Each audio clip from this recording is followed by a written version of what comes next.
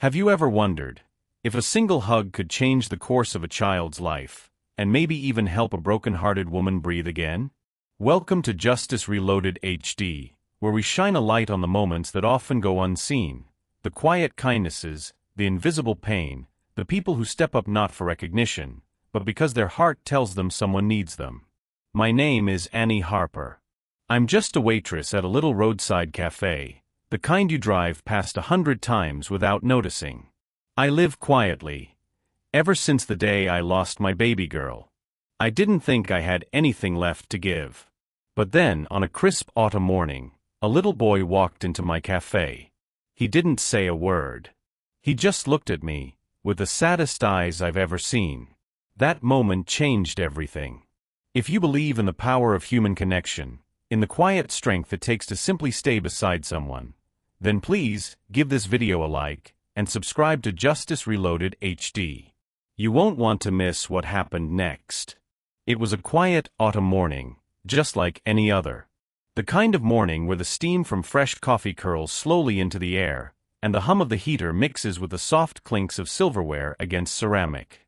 At the Morning Light Cafe, that's how we mark time, not with clocks, but with comfort. Regulars came in, offered a smile, and ordered the usual. I wiped down the counter like I always did, moving in small circles, letting the motions keep my thoughts quiet. Then the bell above the front door jingled, a sound so familiar, it usually faded into the background. But this time, it didn't. I looked up. Standing in the doorway was a boy, no more than 9, maybe 10. He was small, almost swallowed by the oversized hoodie he wore. His arms were clutched tightly around his chest, like he was bracing against a cold no one else could feel. Just behind him stood a man, tall, sharply dressed, expensive coat, watch that probably cost more than I made in a month. But it wasn't the man who held my attention. It was the boy. He didn't move right away. His eyes darted around the cafe like he was trying to measure the space between himself and every noise in the room. The soft hiss of the espresso machine, the scraping of a fork across a plate, the murmur of conversation from a booth near the window, every little sound seemed to rattle him. And when the door clicked shut behind them, the sound of the bell, that same bell I'd heard 1,000 times, made him flinch so hard, I thought he might bolt. That's when he looked at me. And I don't mean he just glanced. I mean his eyes met mine and held them, like he was searching for something. For someone. In that single moment, the entire cafe disappeared. The coffee, the music, the ticking clock behind the counter. Everything went quiet except for that gaze. There was nothing loud or dramatic about it. He didn't cry. He didn't speak. He didn't move. But I saw it, the weight he was carrying. The sadness that didn't belong on a face so young. The kind of sorrow that runs deep, like a river underground. You don't always see it, but when you do, you can't look away. I'd seen a lot of people walk through those doors over the years. Lonely truckers, grumpy teachers, tired nurses coming off night shifts. But this boy was different. Not because of who he was, or what he wore, or even the strange silence that wrapped around him like a blanket. He was different because I recognized that look. That look that says, "Please, someone see me. Don't ask me to speak. Don't expect me to smile. Just stay." And I knew, right then and there, I couldn't turn away. Not from a boy who looked like he'd forgotten how to be a child. Not when I knew exactly what it felt like to wake up every morning with a hole in your heart where a name used to be. So I stepped out from behind the counter, slowly, carefully. And though I didn't yet know what I was going to say, or even if I should speak at all, I knew one thing with absolute certainty. That boy needed more than a hot meal. He needed someone who would simply meet his eyes, and not look away. I stepped out from behind the counter, my apron still dusted with flour from the morning's biscuits. My feet moved before my thoughts could catch up, guided not by logic but by something older, deeper, instinct maybe, or grief recognizing grief. The boy still stood near the doorway, frozen like a small deer too scared to bolt, too scared to stay. His father towered behind him, a man of wealth and polish, Every detail of his appearance shouted power. But in that moment, none of it mattered. Because his eyes were red, tired, and quietly breaking. I didn't say a word. I didn't ask the boy his name. Didn't try to coax him into a booth. I didn't lean down and tell him it was going to be okay, because I didn't know that it would be. What I did know, though, was that sometimes words only make it worse. That some wounds don't want to be named, only acknowledged. So I knelt. Right there, in the middle of the cafe floor, I dropped to my knees. Slowly. Calmly. The world around us blurred. No clinking dishes, no murmured conversations, no coffee brewing behind me. Just the sound of breath held between strangers who somehow already knew each other's pain. I opened my arms. No pressure. No expectation. Just space. Quiet, still, safe space. For a second, maybe less, he didn't move. His little hands clutched the sleeves of his hoodie so tight I thought he might tear the seams. Then, without warning, he took one step. Then another. Then a half-run, half-stumble forward until he crashed into me with a force that stole my breath. He didn't cry. He didn't make a sound. But his body trembled as he buried his face into my shoulder, his small arms wrapping around my neck like he was holding on for dear life. I could feel it, every ounce of sorrow, confusion, fear, all of it pouring out of him, not in words, but in the way his fingers clung to my apron, the way his forehead pressed against my collarbone like he'd finally found a place soft enough to rest. I held him. That's all. I just held him. Not tightly, not like I was trying to fix him. Just enough to say, I'm here. And I'm not going anywhere. Across the room, his father stood frozen. He hadn't followed, hadn't tried to pull the boy away. But I saw his hands twitch. I saw the fight in him, the struggle between staying composed and collapsing. His mouth was set in a firm line, but his eyes gave him away. They were glistening. He watched us, this strange woman in a faded apron and his silent son folded into her arms, like he didn't know what to make of it. Like he was witnessing something sacred and didn't want to break the spell. I don't know how long we stayed like that. Long enough for the warmth of the boy's body to start easing the cold that had sat in my own chest for too many years. And long enough for the man to whisper, almost too softly to hear, he hasn't let anyone touch him in over a year. I didn't look up. Didn't answer. Just kept rocking, ever so slightly, like the world was still turning and we were just now remembering how to move with it. The next morning, he came back. Same suit. Same watch. Same tired eyes. But something in his posture had changed, less guarded, more open. He stood outside the cafe for a while before walking in, almost like he wasn't sure he belonged in a place like this, surrounded by the scent of pancakes and the soft clutter of community. He didn't order anything. Just stood by the counter, his hands resting awkwardly on the wood, eyes scanning the cafe until they landed on me. "Miss Harper," he said quietly. "I was wondering if we could talk." I nodded, untied my apron, and led him to the booth in the back. The one where the coffee pot always stayed warm and the view out the window caught just enough morning light. "My name is Nathan," he said. "And my son, his name is Eli." The silence between us settled thick for a moment. "I'd like to ask you something unusual," he continued. "I don't need a therapist. Or a nanny. He paused, struggling to find the words. "I just need someone to be near him. You don't have to teach him. You don't even have to talk to him. I saw the way he looked at you yesterday. He's never done that before." I stared at him, trying to keep my heart from crawling up into my throat. "I can pay you whatever you need," he added quickly. "I know it's asking a lot." But it wasn't the money that made me pause.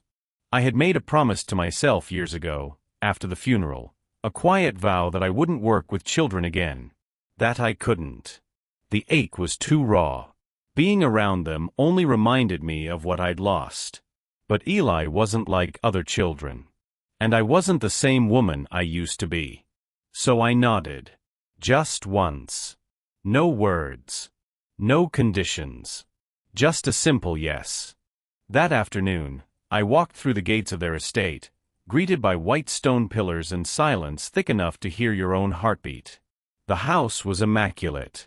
Decorated like a magazine spread. But sterile. Empty. No toys scattered on the floor. No smudged fingerprints on windows. No laughter. Just pristine order, and Eli, sitting in a sunlit corner, folding a napkin over and over with meticulous focus.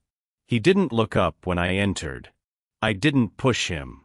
Over the next few days, I came and went quietly. I brought with me nothing more than a small basket of folded cloth napkins and a few paper cranes I'd made the night before. We never called it therapy. There were no worksheets, no diagnoses, no boxes to check. Just small, gentle things. Folding. Coloring. Whispering silly names to the paper animals we created. Sometimes, he would glance at me and smile, barely. Other times, he'd reach out his hand when thunder rolled through the windows or when the wind howled too loud against the glass. I didn't speak unless he did. I didn't try to fill the silence. The stillness became its own kind of language. One afternoon, as we sat by the window folding a red napkin into a lopsided crane, his hand brushed mine. He didn't flinch. Instead, he left it there. Just resting. Warm. Quiet. Trusting. And I realized then, this wasn't about fixing him. Or helping him move on. It was about presence. Just being there. Breathing in the same space. Holding still when the world outside moved too fast. Whatever was forming between us had no name. No title. It wasn't mentorship.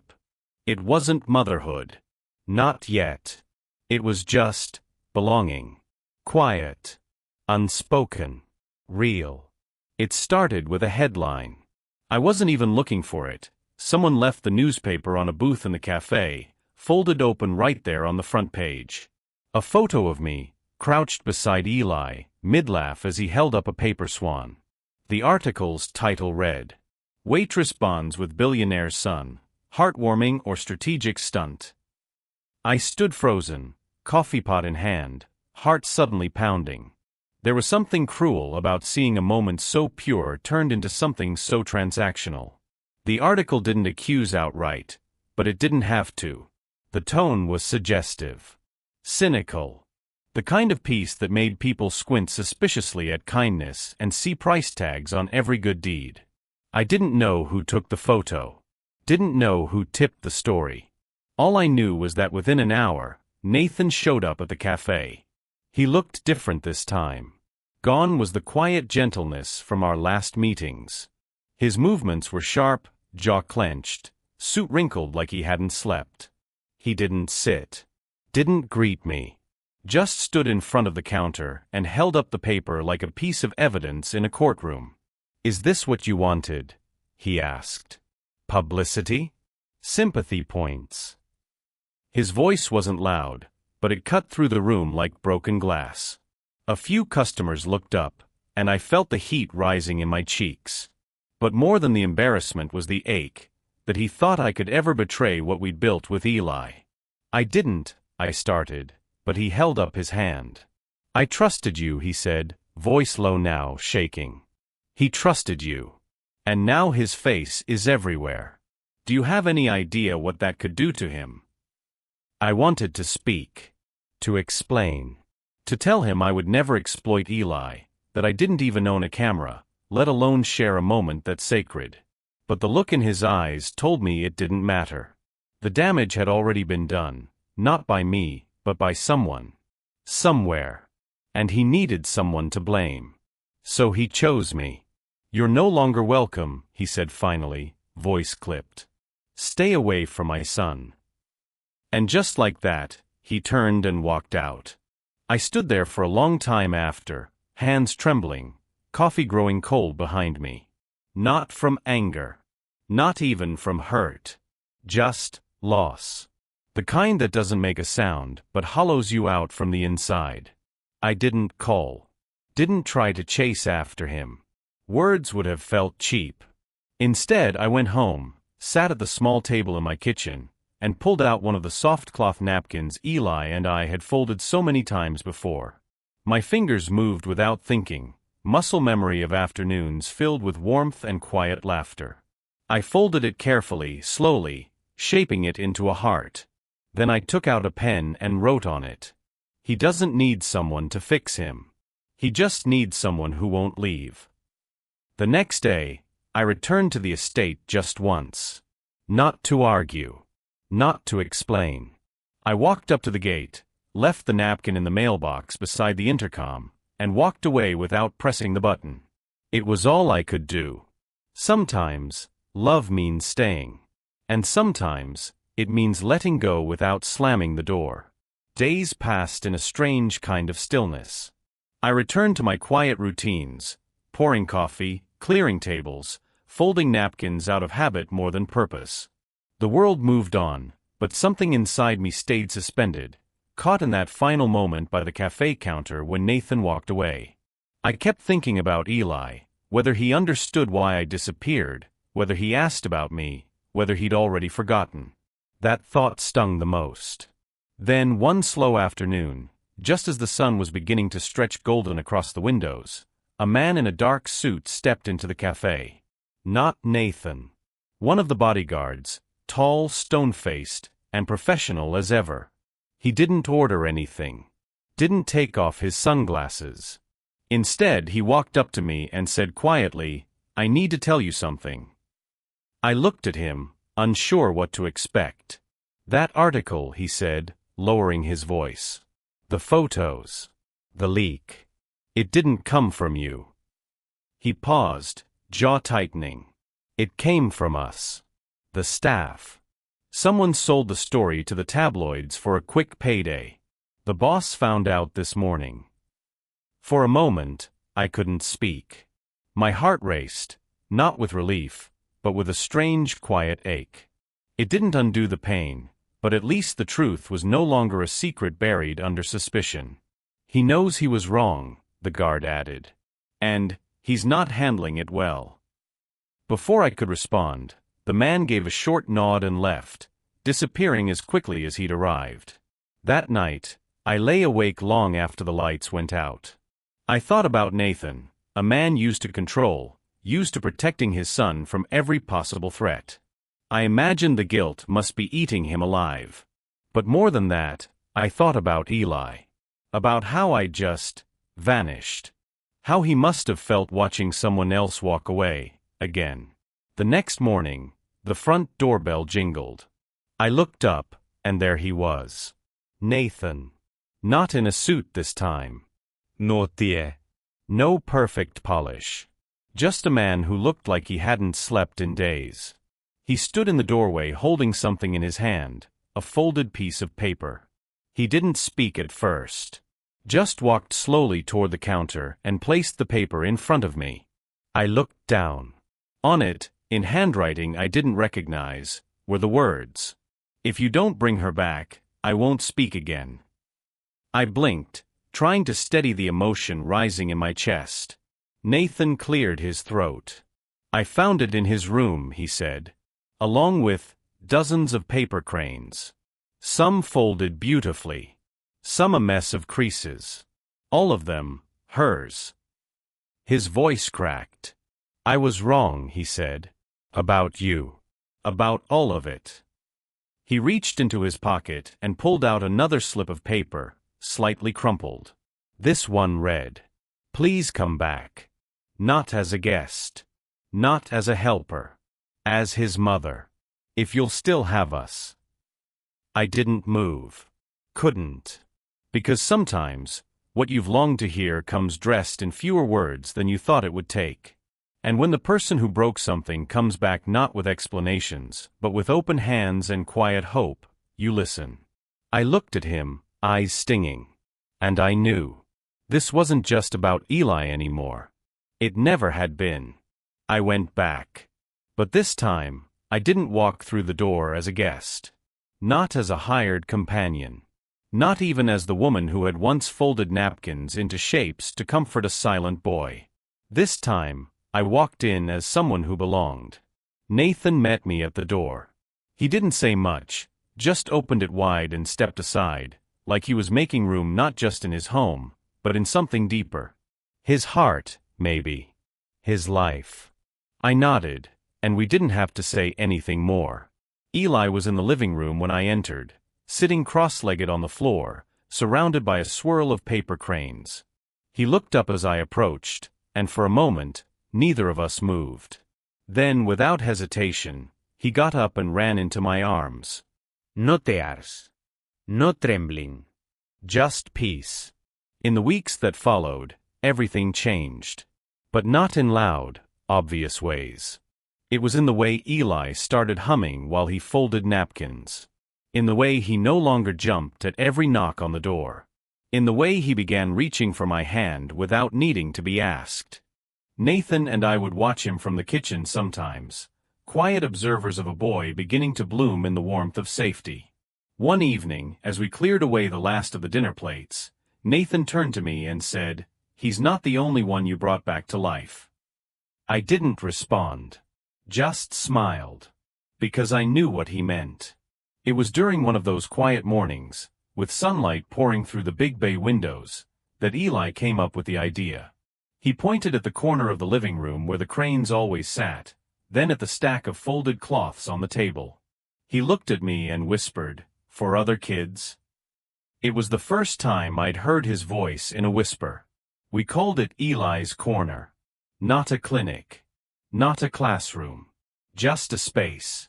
A soft, sunlit place where children like Eli, the ones who didn't fit neat definitions, the ones who spoke in silences and stared too long at their shoes, could come. And just be.